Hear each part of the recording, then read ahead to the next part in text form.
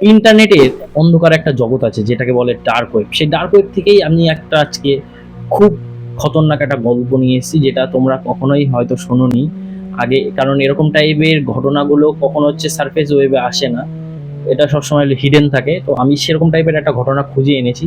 যদি তোমাদের এরকম টাইপের ঘটনা পছন্দ হয় তো অবশ্যই লাইক, কমেন্ট এবং সাবস্ক্রাইব করে পাশে থাকবে। শুরু করা যাক।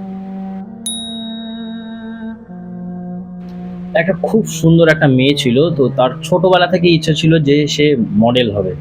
কলেজ শেষ করার পরে সে সবার প্রথমত চেষ্টা করেছিল যে কোনো একটা ফ্যাশন ইন্ডাস্ট্রিতে সে কাজ শুরু করবে, এবং সে খোঁজাও শুরু করে দেয়।